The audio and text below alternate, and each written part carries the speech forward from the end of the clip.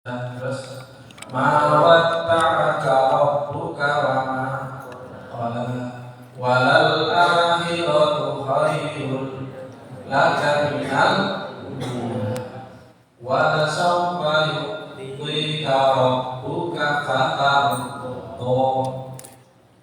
Sampai situ dulu nanti kita lanjut. Karena wala sawfa yu'tika rabbuka fatardo itu mungkin berhubungan dengan pelajaran. Yang berhubungan dengan kajian. Waktu demi waktu Tuhan.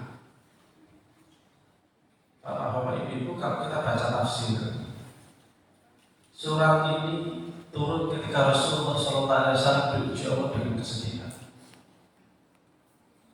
Apa kesedihan yang dialami oleh Rasulullah SAW? Kesedihan beliau adalah wahyu lama tidak turun. Wahyu lama tidak turun. Ujian berat bagi seorang Rasul itu adalah ketika wahyu itu terputus. Karena ini menyangkut legitimasi. Iki janjian Nabi tenang apa duduk. Panjenengan menawi maos tafsir. Nalika Kanjeng Nabi pikantuk firman Iqra bismi rabbikal ladzi khalaq. Terus Nabi kan Nabi Qur'an aku rasa maca. Kok ditekak kemarin. Iqra bismi rabbikal ladzi khalaq. Nabi Qur'an ditekak kemarin. Terus diterusaken Iqra bismi rabbikal ladzi khalaq. Khalaqal insana. Iqra wa rabbukal akram. Kan matur niku Nabi niku ngerti-ngerti Iqra itu pun apa, pun aja. Terus kan Nabi niku bingung. Bagi pihak buat seneng lagu, buat seneng syair. Lah kok ngomong koyo syair ngancet. Nggone apa lagu piye? Akhirnya ngancet bunuh diri. Mau bakat gunung itu ngancet bunuh diri terus diperluin karo malaikat. Kamu benar-benar nabi. Ojo terus. Nah, jadi legitimasi bagi seorang nabi sangat. Nalika wahyu itu datang buatan mandat itu tiang-tiang kafir Quraisy itu bersorak-sorai, diejek, dilono, termasuk istrinya Muhammad, setanmu suara teko, Gusti Allahmu suara teko, kowe Gusti Galekno Gusti Allahmu, kowe iku sak disenengi Gusti Allahmu. Bojone pulang. Tiang kafir Quraisy ngoten.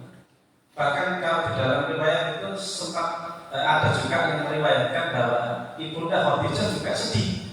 Sedih bukan mencemooh tapi sedih karena suaminya kok lama tidak dapat wahyu, jangan-jangan Allah sudah tidak suka. Bapak-bapak ibu, kita sedaya mikir nanti sedih apa enggak? Pernah nih, rasa sedih ketemu.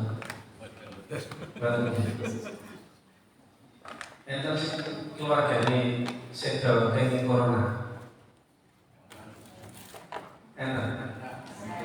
Enten sing nama itu kenging PHK, PPKM. Enten sing sepeda motor tidak dealer. Mergo betul saya iki ngaku wae ta. Ujian Rasulullah itu wahyu tidak turun. Ujian yang kita alami itu macam-macam. Enten sing disengaja bojone. Mergo lawan iku duwite boten cukup bojone. Enten sing pangkate boten muda-muda. Enten sing boten lulus tapik. Iki sate-sate wis ngetu ngono ora tembus hasil ini sedih. Ada yang ditinggal istri. Enten sing nyobain sedok, enten sing ibune masuk ICU. Bapak-bapak situasi itu bisa kita rasakan terutama ya ketika kalau urip teng Solo 4-5 bulan yang lalu, di mana setiap saat kita dengarkan ambulan. Dan ambulan ini pergi, ini kalau ke rumah sakit kan bisa kita tolak. Beliau ke rumah sakit kelima di Ansar. Dan kalau kira terus ke Lamongan gitu. Ini Lamongan itu ada sih buat bagian bed, ada sih buat bagian oksigen yang ada situ, ada gitu. Nggak tadi. Nah jadi maka para ulama itu menyebut dunia itu adalah darul husni. Coba tegak buku-buku disebut ad-dunya ay darul husni. Dunia itu tempatnya kesedihan. Nek panjenengan golek seneng boten ten dunya. Tegak ini akhirat, maka akhirat disebut sebagai darul jaza. Nah, mari kita sekarang belajar bagaimana tarbiyah Allah kepada Nabi Muhammad di saat sesudah. Walduha wallaili idza saja, demi waktu duha. Waktu duha itu waktu produktif, prime time. Masa di mana Pak Yai Fatih mulai mengajar. Masa di mana sing niat ya mulai mlebu sekolah. Sing duwe entar wayang anak jematan, sing duwe tegar wayang berangkat ijin, leres. Santri-santri mulai belajar, yang bekerja mulai bekerja. Wallahi idza saja. Artinya waktu duha, demi waktu duha, masa-masa tanya. Aja sedih. Wallahi idza saja. Tapi waktu malam ketika telah, aja sedih. Jangan sedih ya maaf. Hewan pelajaran yang hari ini durung itu penggawean untuk PPKN. Orang sedih. Wahai orang mencetak yang hari ini kehilangan anggota keluarganya karena kena corona, tidak sedih. Mawada'aka rabbuka wa ma qala. Allah wahai Muhammad tidak meninggalkanmu. Allah wahai Muhammad tidak membenci. Sampai diuji Allah bangkrut, dagang rugi, ya. Niku mboten sebab Allah niku kok gendeng sampai mboten. Bapak-bapak kula jenengan, siapa manusia yang paling dicintai Allah? Baginda Muhammad Sallallahu Alaihi Wasallam. Biar baik poniati sejak dalam kami, ibunya meninggal. Jadi kalau di antara kita itu pernah menungguin ibu di ICU, tiap hari olahraga hati, sedih, nangis, mangan tidak enak, tidur tidak nyenyak, baru sakit gini. Ingat bahwa Nabi Muhammad itu bahkan ketika meninggal ibunya saat masih kecil. Kalau kita itu kehilangan anak, ingat bahwa Nabi Muhammad itu menguburkan seluruh anaknya kecuali Fatimah dengan tangannya. Kalau di antara bapak-bapak ada yang kehilangan istri, Rasulullah itu kehilangan siapa? Khadijah Al-Kubra. Rasulullah itu kehilangan Khadijah. Jadi ujian jenengan itu, ujian kita semua itu dari kenapa-napa dibanding kanjeng Nabi Muhammad Sallallahu Alaihi Wasallam, dan itu bukan tanda Allah membenci hambanya. Kata dia, mawadda'aka rabbuka wa ma qala. Terus kembali, walal akhiratu khairul laka minal ula. Dan akhirat itu lebih baik daripada dunia itu, dan yang akhir lebih baik dari ulang yang permulaan. Kalimatnya tadi. Nek kita buka Ibnu Katsir itu dijelaskan akhirat itu lebih baik daripada dunia. Itu salah satu tafsirnya yang penting. Artinya ya kan, panjangnya itu enten sebetulnya ada judul kan. Dados perawan tua, dados joko tua, begini enten. Coba teman. Katanya, pinter tahu umurnya manusia. Umurnya umat Kanjeng Muhammad itu banyak siti wasakin antara 60 dan 70 wis gila. Sama itu wis nyambut gawe mumpun wis parah teoripe. Kira tahun larane. Piro sih paling ya? 60 tahun. Sama kok ono sing kena stroke. Terus kalau kursi baru sadar pudi-pudi. Itu tahu semuanya. Alim Yesus tak tahu itu belum. Bapak saya punya teman habis pengajian makanannya enak hari Ahad, hari Selasa jatuh stroke. Ini sudah tahun ke-9, istrinya bed rest, tidak bisa ngomong, tidak bisa hebat kanan, tidak bisa hebat. Dan suaminya dengan sabar mengasuh. Alhamdulillah suaminya seorang mubalik. Tapi dia sering pegawai dia pengennya dia lagi. Gantian dari luka. Enten biasanya asal usia itu. Walal akhiratu khairul laka minal. Karena tidak ada ujian sekecil apapun hatta syaukah yasukuha, meskipun hanya duri yang mengenai kaki kita, kecuali pasti Allah akan menghapus dosanya. Ini begini, rahasia yang setunggal dosanya di sing nomor kalian apa? Rafud darajat.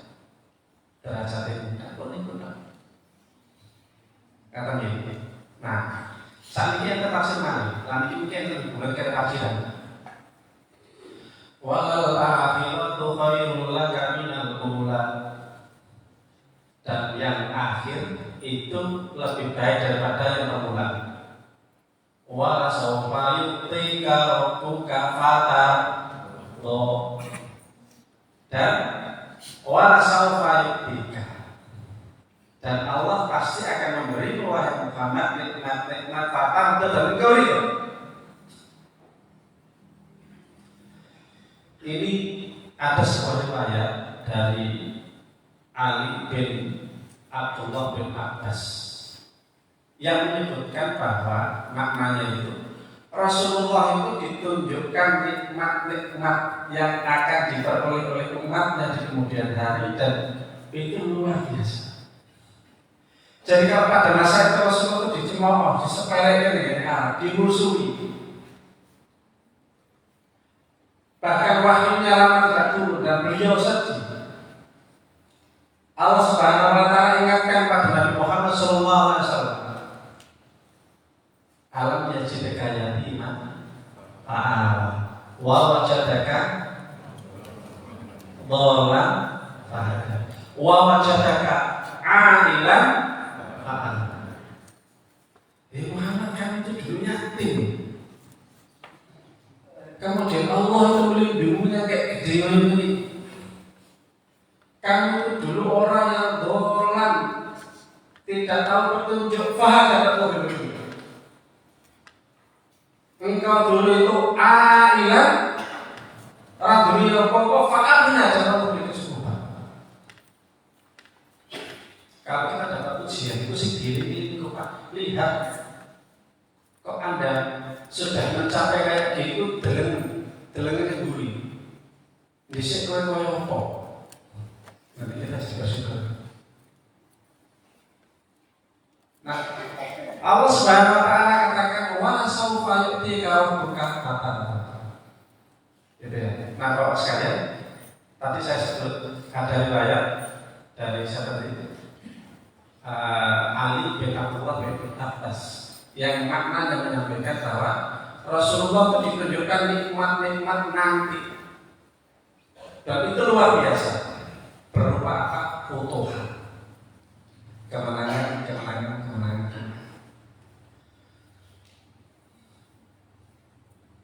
Pemenangnya pemenang Fatih. Ya Fatih. Nama lain dari Fatih Kokhoni. Fatih nama lain dari Fatih. Itu adalah Sultan Mehmed II. Ngerti nggak sih? Lalu gitu. Nah, Sultan Mehmed II itu nanti kenapa dua? Karena ada Sultan Mehmed I, Sultan Muhammad I. Itu dari Turki lah. Kita sekarang di masjid apa ini? Turki itu di tahun 1400-an, awal 1400-an, di eranya Mehmed I,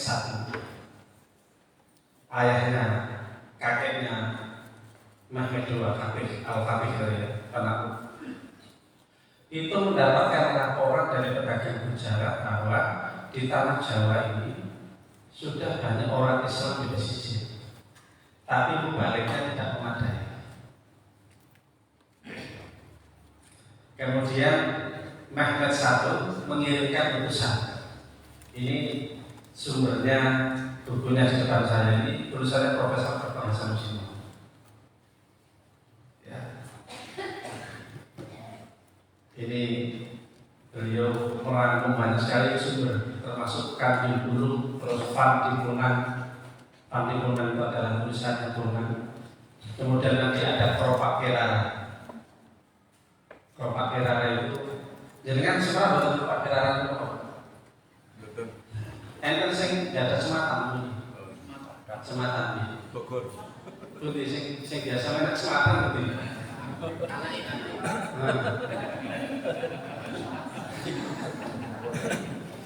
Kerara itu Itali, ya. Keropak itu daun lontar itu dibuat dari apa? Kita kok godongi sematan itu. Sisanya dia juga dulu. Itu sekarang ada dokumen itu di Itali tentang bagaimana pertemuan Wali Songo di Ateneo. Nah itu sumber-sumber itu yang banyak dirujuk oleh Profesor Dr. Hasan Muslim. Nah mungkin kalau cerita ini jadi nanti sedang cukup ya Allah. Ternyata aku itu keturunan wali, betul ya? Mungkin ada lagi kesimpulan. Bahwa sekali Sultan Mehmed I ini memilih 9 utusan. Jadi apakah Islam itu sudah ada sebelum Wali Songo sampun? Panjenengan menawi terjadi era terjadi gubernur juga. Karena gubernur ini, itu enten makam Fatimah binti Maimun. Panjenengan pernah tahu itu? Fatimah binti Maimun itu meninggal di tahun 900-an. Sementara Wali Songo itu masuk sini awal itu di tahun 1400-an. Jadi 350-400 tahun sebelum Wali Songo hadir, itu sudah ada orang Islam. Dan itu jaraknya dari Paciran ini hanya 30 km. Kata gini, Keropak Ferrara itu ada blog dari pedagang dari Eropa, kalau tidak salah dari Prancis. Dia memberikan satu catatan bahwa kami sudah melihat orang memeluk Islam di Sedayu, bahasanya Sedayu, di timur Tuban. Tapi kan Keropak Ferrara sudah era Wali Songo. Tapi saya dari dulu. Nah Wali Songo ini rombongan yang pertama dipimpin oleh Maulana Malik Ibrahim. Enten Maulana Malik Ibrahim, enten Sultan enten Sumadil Kubro, enten Subagil, enten Syekh Maliki, enten Syekh Hasanuddin, enten Syekh Aliuddin. Syekh Maulana Malik, enten Syekh Maulana Ishaq. Syekh Maulana Ishaq itu, Syekh Maulana Malik Ibrahim itu nanti kemudian menetap di Giri. Kenapa di kiri? Itu berarti tanda bahwa di kawasan situ itu sudah banyak orang Islam. Banyak orang Islam. Kemudian Wali Songo angkatan pertama ini dipimpin namanya Maulana Malik Ibrahim tadi. Terus ada Maulana Ishaq, ada Sunan Maghribi. Sunan Maghribi itu nanti ditugaskan di Solo, di Klaten. Maka di sana ada namanya Sunan Maghribi di Jatinong meninggal di sana. Nanti ada Sumbatan Kubro, nanti ada saya Subakir. Saya Maghribi dari Maroko, saya Subakir dari Persia, Sumbatan Kubro saking Mesir. Maulana Ishaq itu saking Medina, dengan Semarang. Maulana Ishaq itu dari Samarkand, Rusia. Nek cara sana itu Uzbekistan. Karena ya, Maulana Kubro ini yang sing ini Uzbekistan itu dicurigai, jangan-jangan cucunya Maulana Ishaq. Ngerti ya? Itu bisa dibayangkan tenggene daerah Pacitan ini enten bule itu longgongan tenan jenenge Maulana Ishaq. Sapa kira-kira sing ora ngerti? Mula enten putrinipun Raja Blambangan tertarik. Ibunipun Sunan Giri. Dewi Sekar Dadu. Nek cara ketokane itu dengan proses gawe sayembara Sekar Dadu karena ini Pak Maulana Ishaq ini ahli pengobatan. Jadi dia sakit kemudian siapa nanti bisa menyembuhkan akan diberi anaknya itu pun sayembara ketokane gitu. Tapi prinsipnya bahwa Sekar Dadu anaknya Raja Blambangan ini menikah dengan Maulana Ishaq, nanti lahirlah Raden Paku alias Ainul Yakin alias Sunan Giri. Maulana Malik Ibrahim meninggal di 1419 kalau tidak salah. Kemudian Dewan Wali Songo ini memanggil namanya Raden Rohmat dari Campak. Ini masuk Wali Songo generasi kedua.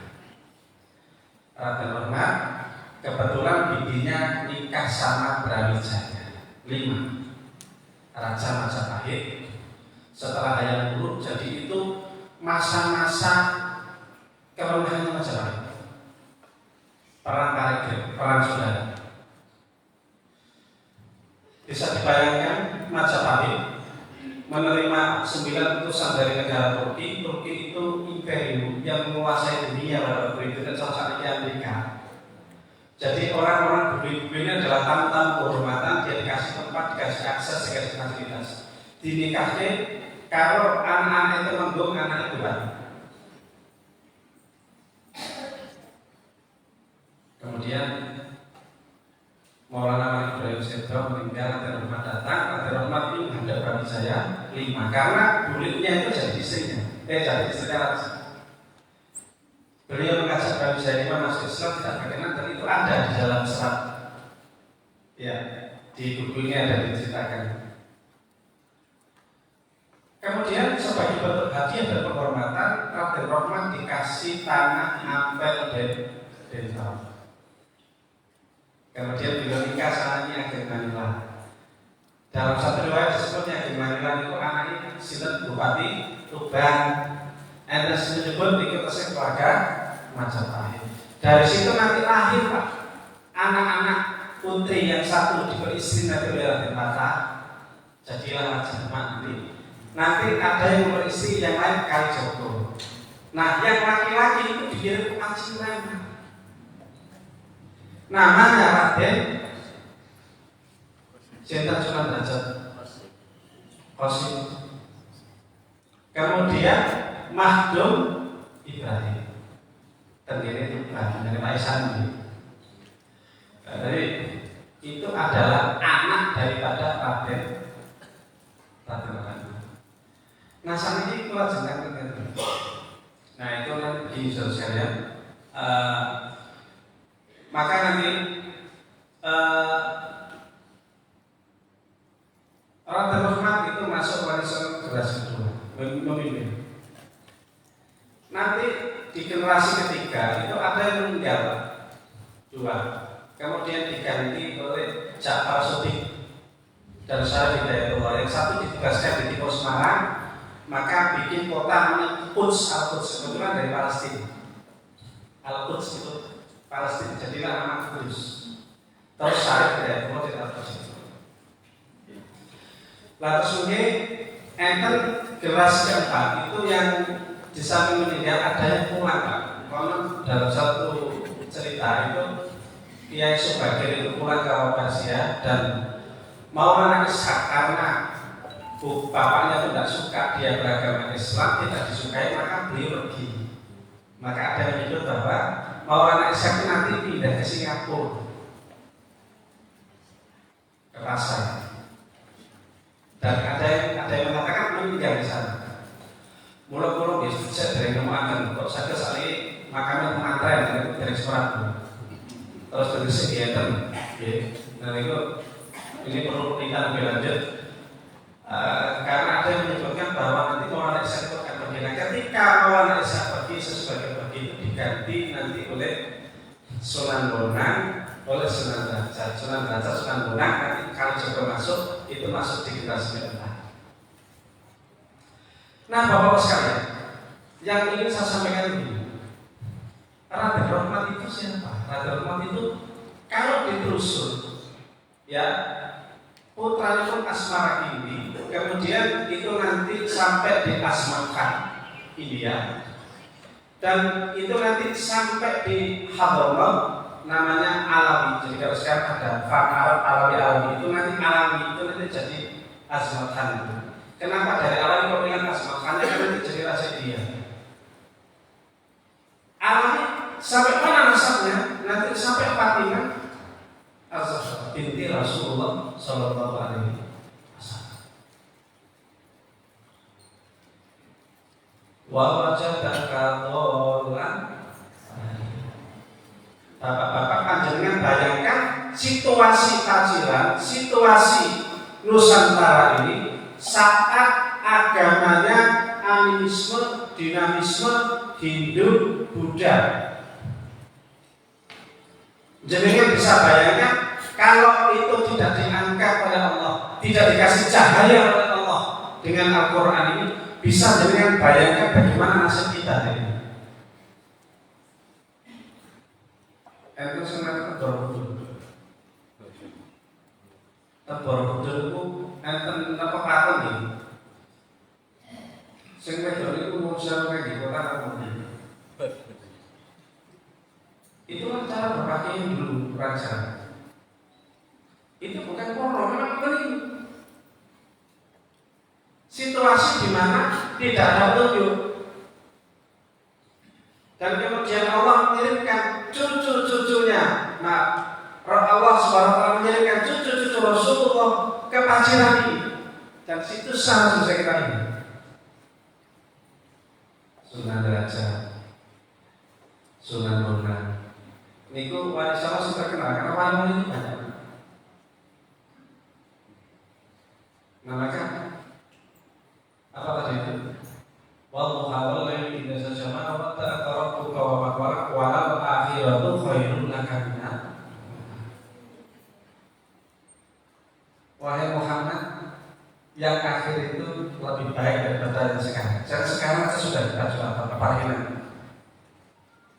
Kita tidak bisa membayangkan betapa bahagianya Rasulullah SAW ketika melihat cucu-cucunya bisa mengislamkan Nusantara, gowo Al-Quran menjadi Paciran ini, sampai Al-Quran ini menjadi tempat yang dikenal kota penghafal Al-Quran.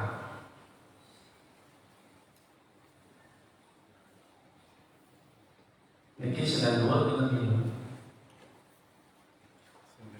3 kilo ya, kan? 3 kilo. Itu juga tanda yang jelas di mana ada siklus oleh Raden Rahmat. Kalau itu pada dia itu enten kakak kelas yang Rahmat. Kalau dia masuk tak ya, benar ya, Rahmat. Panggilannya nama Cemek ya. Lalu siapa? Cemek. Saya ini nggak tahu apakah lidahnya santri Karangasem itu memang dipelajari karo malaikat menunggu piye. Karena kan ternyata Raden Nur Rahmat itu konon dia dulu yang pertama membawa cematan ke sini. Itu cerita mitos itu. Raden Nur Rahmat itu kan blasteran saking Baghdad sama saudara Hasan. Iya. Jadi Abdul Qadir niku saking Baghdad keturunanipun Abbasiyah itu mendarat niku terus bojone itu mengurus Sedayu niku sing jenenge Dewi Sekar itu kepencut Pak. Terus nikah. Lahirlah Raden Nur Rahmat. Nur Rahmat dulu ngene Ampel. Dadi santrinipun Raden Rahmat Sunan Ampel. Kemudian diteruskan di Sunda. Tenggara Sunda itu dari itu masjidnya Pak zaman Saputri itu. Terus lapor, wah ini orangnya masjidnya. Terus akhirnya lapor ke Kalijogo. Kalijogo itu. Ya memang Kalinyama ini bangun kecil tapi banget kalau sama Kalijati. Akhirnya Raden Nur Rahmat ini santri militer di bawah sebelum debat. Niku tindak pidana Kalinyamat putri itu Sultan Trenggono. Sultan Trenggono itu yang menyebabkan Islam menaklukkan kadipaten sampai di ujung Blambangan meninggal. Jadi kenapa belum sampai ke Bali itu karena memang sampai di ujungnya itu meninggal. Katanya dulu anak seringnya ragu Kalinyamat ngomong ini loh, orang apa anggar gue so pindah terus nyuruh Allah terus dipindah ke sendang itu. Kalau ceritanya kayak gitu deh. Walau alih-alih kita disebut sendang itu nasib tiba atau ya nasib tiba itu proses seperti ini. Wallahu a'lam apakah itu karomah apakah itu tambahan. Tetapi saya ingin sampaikan kalian penting. Kenapa saya sibuk? Wali Songo itu selalu dikatakan dengan mitos. Tetapi buku ini membantah bahwa Wali Songo, terutama era Bonang ke belakang, itu agamanya murni. Dewa Wali Songo itu mulai ada dua aliran itu setelah munculnya Kalijogo, di mana Wali Songo sudah tidak build up semua, tapi sudah mulai ada anak-anak mereka. Kita tahu Kalijogo anaknya Tumenggung kuliah, Teta Sakti Kubang, terus Sinau kemudian dari Bonang. Beliau berpendapat Islam ini kepingin cepat nyebar, itu syaratnya untuk ada akulturasi budaya. Maka ini disebut dengan istilah aliran Kubromi. Yang satunya itu ajarannya hilang. Umpamanya Islam ini kurang tak bisa, kok dicampur-campur. Dua aliran itu ada dan itu ada dokumentasinya di sini, di dalam dialog-dialognya. Termasuk yang kenapa itu judulnya misteri Siti Jenar, karena nanti puncak perdebatannya itu adalah ketika Siti Jenar itu mengikuti aliran namanya Mujatul Wujud Anggaran Karola. Itu sudah aliran menyimpang, sudah baginya.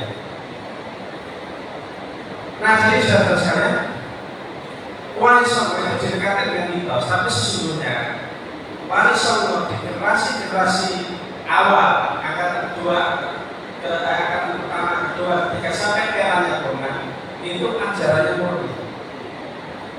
Pada waktu itu disepakati ya sudah, mulai ada wayang, mulai ada gamelan, mulai ada macam-macam. Tapi dengan satu harapan bahwa kelak kalau ada ajaran-ajaran yang bercampur, nanti ada yang meluruskan dan memurnikan. Alhamdulillah muncul Kiai Haji Ahmad Dahlan dengan Muhammad. Nah, Bapak sekalian, saya ingin melanjutkan sedikit surat Al-Fatihah tadi itu. Alam yajidka yatima fa'awa wa wajadaka a'ilan wa wajadaka dhalan wa hada wa wajadaka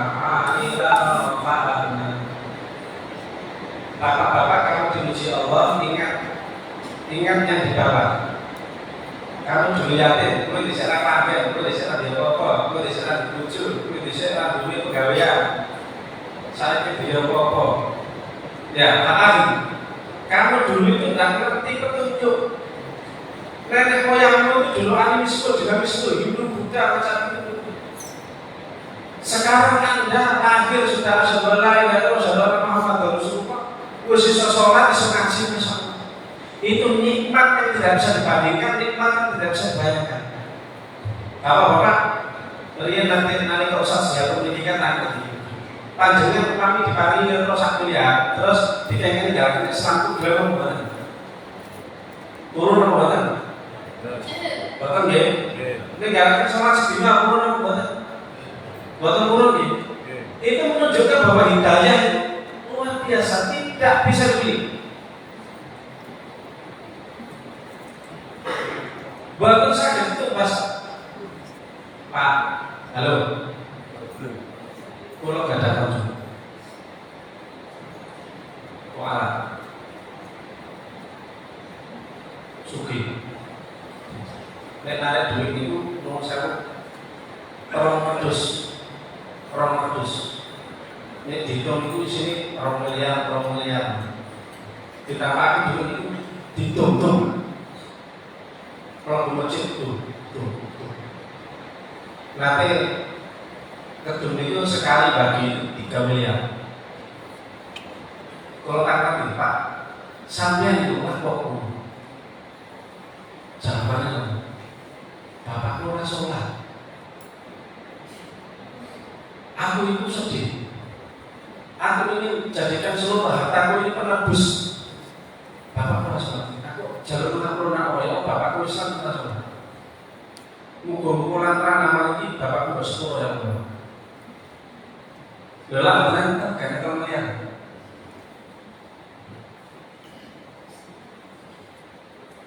Nah, terus ya. Lanjutan itu berikut. Wa amal yatim fala ta'had. Terus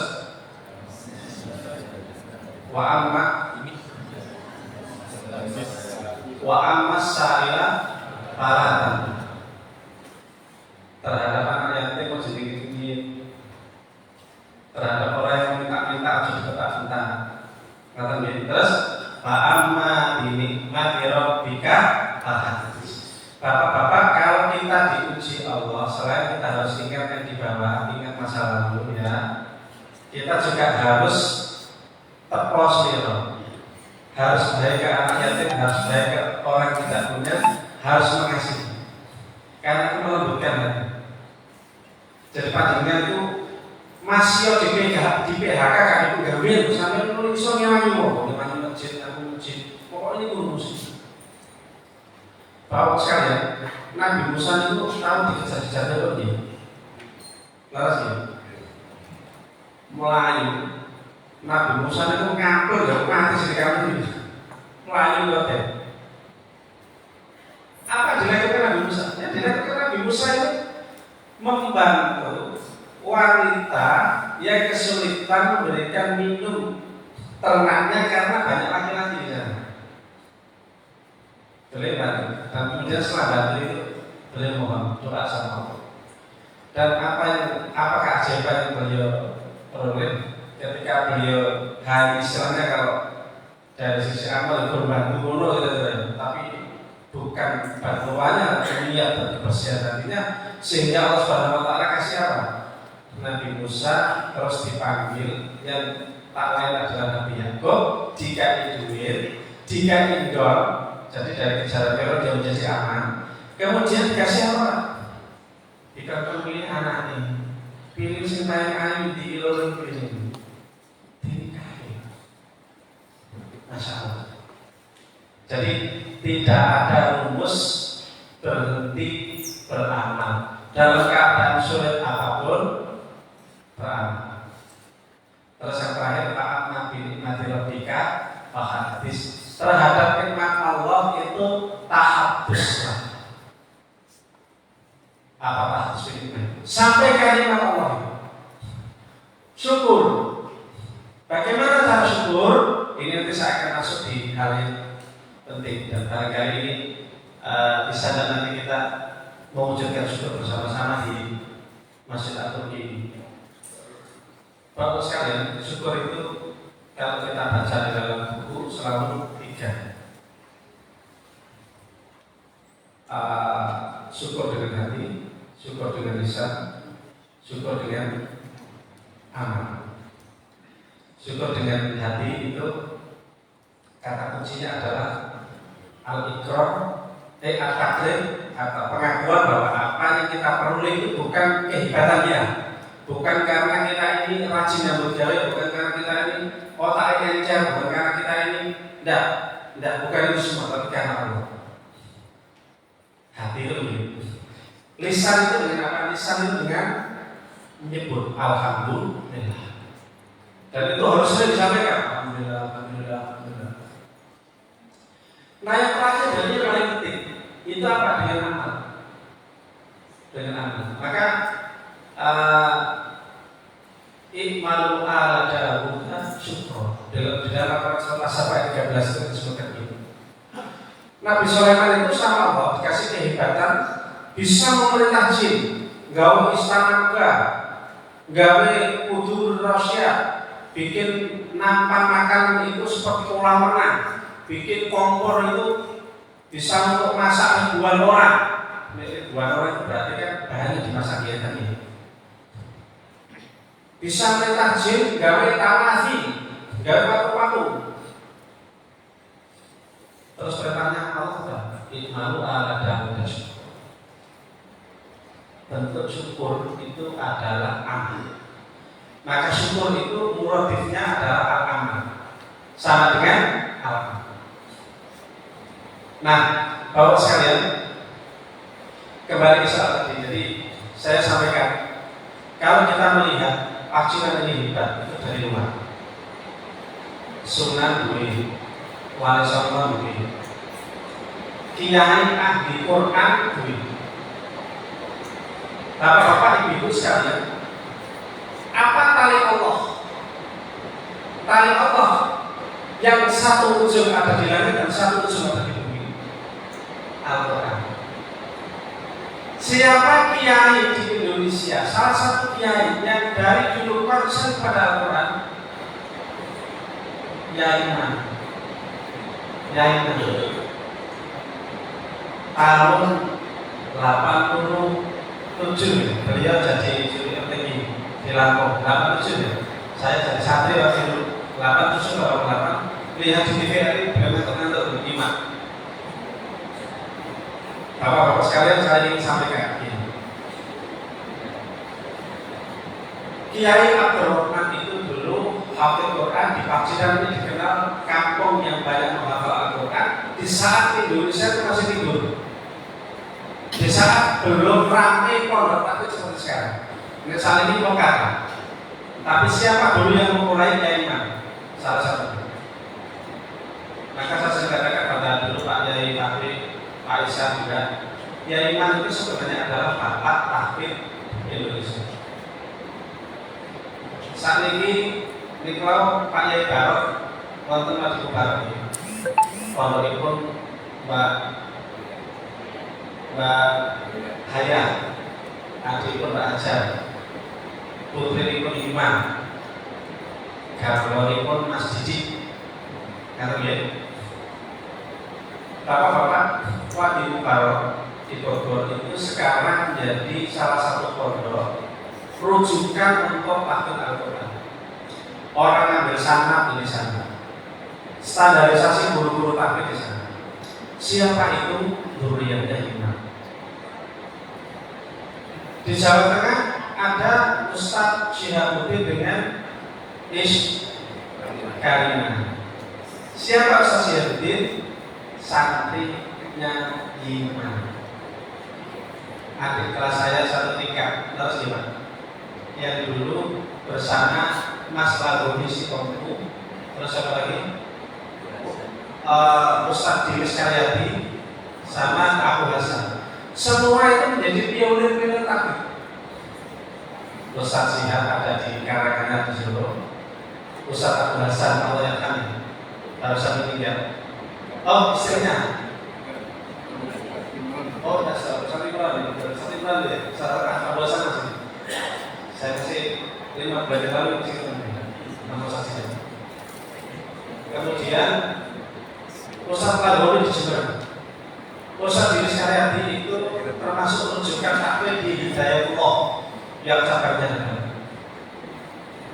Di Sukoharjo ada usaha konsol dengan pondok takbir Ulul Albab. Itu juga sudah ada syekhnya dari Warti, ada Yaman. Nah jadi apa ya? Dari pondok ini itu memunculkan menjadi trendsetter sebenarnya sekolah-sekolah takbir yang sekarang takbir ini tersosialisasi. Nah, kudune ini saya begini Pak Esa, di pikiran berikutnya ini kudune sudah saatnya karena seni setelah menginisiasi itu naik bisa tidak Turki ini sekarang menjadi pusat studi Al-Quran. Setelah Al-Quran itu dihafal, setelah Al-Quran itu sekarang itu mulai orang-orang berlatih memaknai gitu ya. Nah sekarang pusat studi yang menjelaskan Al-Quran itu di mana? Mungkin ke depan karena melakukan itu. Ini bagian daripada apabila mati robika tahadus dengan amal. Tahadus ini intinya adalah dengan amal. Dan ini namanya perlu pikiran yang sangat serius. Kalau diatur gini serius, bahan-bahannya alhamdulillah insya Allah kami sudah siapkan. Dalam bentuk paling tidak misalnya modul terjemahan karya-karya penting gitu ya. Itu insya Allah. Saya membayangkan kalau Aturki ini menjadi pusat studi Al-Quran itu Pak Yai Labib itu nanti akan bisa dari Yai akan fokus menjadi guru besar Al-Quran dan Quran di sini. Ya, nanti tugasnya apa? Yaitu melatih yang sekarang sudah istilahnya untuk menghafal Quran, cara memahaminya bagaimana. Jadi ulum Qurannya bagaimana, ilmu tafsirnya bagaimana, tafsirnya bagaimana, tadaburnya seperti apa. Nah itu insya Allah bahan-bahan yang konkret. Nanti kalau dibutuhkan karena semua misalnya tidak bisa kita support sama. Sampai itu Bapak sekalian bisa sampaikan di teman-teman Pak Dikul. Intinya dunia itu benar dalam tersebut. Tapi itu bukan berarti Allah tidak sayang kita. Kalau mungkin kita sebenarnya ini sebenarnya ini insya Allah menarik entitas di amalin insya Allah sebenarnya ini kita kesehatan. Dan kalau sudah seperti itu jadi sini ya. Masa keturunan yang wali nggak pada paham ajaran yang wali itu. Jadi apa itu? Saya tidak ngerti ya. Jangan-jangan kita itu tidak menyadari bahwa jajannya ada itu Islam itu nikmat dan mulia. Ini penting Pak. Karena saya bertanya, sebenarnya itu tidak ahli kitab, harus ya. Ahli kitab itu menunjukkan bahwa dia itu ahli Pak. Ahli. Itu ragu lagi. Bahkan ketika Nabi Muhammad datang, mereka tahu itu Nabi, tapi tidak punya. Nah, kalau ngantek, anak turunnya wali, Sunan Derajat, Sunan Sendang, Sunan Bonang ini kan ya, tak anggap pun kata ya. Saya bisa ke buli-buli ya, keturunan kata Bumi Maimun gitu ya. Ini jangan sampai seperti itu. Ayo dipegangi Al-Quran, ayo dipegangi apa yang dibawa oleh cucu-cucu Rasul. Mengatakan sambung lalu berputar lagi. Alhamdulillah Allah saya benarnya bahwa maaf saya kira kami minta ampun dan berdoa Assalamualaikum warahmatullahi wabarakatuh.